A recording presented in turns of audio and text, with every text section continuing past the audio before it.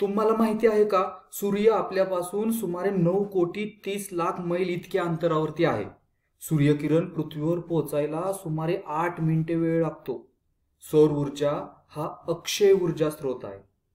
कधीही न संपणारा म्हणजेच अमर्यादित असा ऊर्जा स्रोत आहे आणि स्वच्छ ऊर्जा स्रोत आहे. तर त्याचा वापर आपण सर्वांनी करायला पाहिजेच ना. सौर ऊर्जेचा वापर आपण प्रत्यक्षपणे आपल्या घरांना गरम करण्यासाठी किंवा अप्रत्यक्षपणे वीज निर्मितीसाठी करत असतो. तर सौर ऊर्जेच्या पहिल्या प्रकाराला निष्क्रिय सौर ऊर्जा, पॅसिव्ह सोलार एनर्जी असं म्हणतात. नावावरूनच असं लक्षात येतं की या प्रकारात जास्त कष्ट करावे लागत नाहीत. माझ्या मते हे आपण निवांत उन्हात आराम करत राहिल्यासारखं आहे.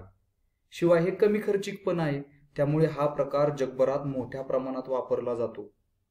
घरांना निष्क्रिय सौर ऊर्जेने गरम करायचे म्हणजे काय, तर घर ज्या गोष्टींनी बनले आहे त्या गोष्टी जसं की दगड, कॉन्क्रीट, मातीच्या विटा हे काय करतात, हे दिवसभर सूर्याची उष्णता शोषून घेतात आणि रात्रीच्या वेळी ती हळूहळू सोडतात. जर आपण या विटांपासून बनलेल्या घरांचे उदाहरण घेतलं तर आपल्या लक्षात येईल की इथं दाखवलेल्या जाड भिंती किंवा या आतल्या बाजूला असलेल्या लहान खिडक्या दिवसा घराला सूर्यापासून संरक्षण देतात आणि मग रात्रभर साठवलेली उष्णता हळूहळू सोडतात. हे चित्रातील विशिष्ट प्रकारचे जे घर दिसतंय ना, तर ते घर राजस्थानच्या वाळवंटी भागातील आहे आणि वाळवंटात अनेक घरे अशा प्रकारच्या मातीने बनलेली आहेत. याचं कारण म्हणजे वाळवंटात दिवसा खूप उष्णता असते, मग त्या मातीच्या भिंती उष्णता शोषून घेतात, त्यामुळे घर आतून थंड राहतं आणि रात्रीचे वाळवंटात तापमान खूप कमी असते, तेव्हा या मातीच्या भिंती शोषून घेतलेली उष्णता हळूहळू सोडतात आणि त्यामुळे घरातील तापमान मर्यादेत राहतं. उत्तर गोलार्धामध्ये खूप घरं दक्षिणेकडे तोंड असलेल्या दारे खिडक्यांसह बांधलेली आहेत.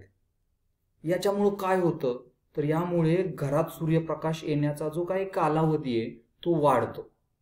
तसेच काही वेळा आपल्याला घर थंड ठेवण्यासाठी सूर्याच्या उष्णतेला आणि प्रकाशाला अडवावं लागतं. उदाहरणार्थ, घरात किती प्रमाणात उष्णता येऊ द्यायची किंवा किती उष्णता टाळायची यावर घराच्या छपराचा रंग सुद्धा खूप मोठा परिणाम करू शकतो. छतावरती फिक्कट रंग, हलका रंग लावल्यास सूर्यकिरण जास्त प्रमाणात परावर्तित होतात. जसं आपण उन्हाळ्यामध्ये काळ्या रंगाच्या कपड्यांऐवजी पांढऱ्या रंगाचे कपडे वापरतो. का वापरतो, तर काळा रंग उष्णता किंवा सूर्यकिरण शोषून घेतो, तर पांढरा रंग, हलका रंग, फिक्कट रंग सूर्यकिरण जास्त प्रमाणात परावर्तित करतो. म्हणून आपण घराभोवती झाडं लावतो किंवा खिडक्यांवरती आच्छादन लावतो. कशासाठी, तर ही झाडं आणि खिडक्या काय करतात, तर सावली तयार करतात आणि या सावलीमुळे, या छादनमुळे सुद्धा आपण सूर्यप्रकाश अडवू शकतो, घराला थंड ठेवू शकतो. तसेच चित्रात दाखवल्याप्रमाणे एक विशेष प्रकारचं छत, ज्याला हिरवे छप्पर, ग्रीन रूफ असं म्हणतात, यामध्ये घराच्या छपरावरती झाडे लावली जातात. ती झाडे एक अतिरिक्त उष्णतारोधक थर पुरवतात. हे वापरून पण आपण घर थंड ठेवू शकतो. माझ्या मते जर आपण वसंत ऋतूत ग्रीन रूफवर या घराच्या छपरावरती जर फुलझाडं लावली तर ती किती सुंदर दिसतील आणि किती छान सुगंध देतील. सौर ऊर्जेचा वापर करण्याचा दुसरा मार्ग म्हणजे सक्रिय सौर ऊर्जा, ऍक्टिव्ह सोलार एनर्जी. उदाहरणार्थ, आपण घरांवरती मोठमोठे सौर पॅनल पाहतो, तर त्यांना सौर शोषक असं म्हणतात. हे सौर शोषक त्यांच्या आतमधील द्रवांना गरम करतात आणि मग पंपाच्या किंवा पंख्याच्या साहाय्याने ती द्रवांची उष्णता घरात पाठवली जाते आणि ज्यामुळे घर गरम होते.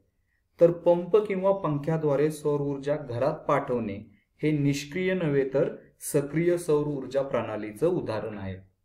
जर आपल्याकडे मोठ्या प्रमाणावरती जागा असेल तर आपण सुद्धा या प्रणालीचा वापर करू शकतो, ज्याला concentrated solar power system CSP असं म्हणतात.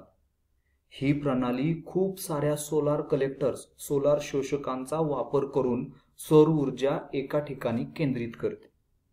विशिष्ट प्रकारच्या आरशांचा वापर करून सौर ऊर्जा एका ठिकाणी केंद्रित केली जाते. मग त्या ऊर्जेचा वापर पाणी उकळण्यासाठी, त्याची वाफ तयार करण्यासाठी आणि शेवटी वीज निर्मितीसाठी वापरली जाते. चित्रात दाखवलेला भादला सौर प्रकल्प आहे. हा भारतातील सर्वात मोठा सौर प्रकल्प आहे. हा प्रकल्प राजस्थानमध्ये भादला या गावी, तालुका फलोदी, जिल्हा जोधपूर येथे असून तो 14,000 एकर क्षेत्रामध्ये पसरलेला आहे.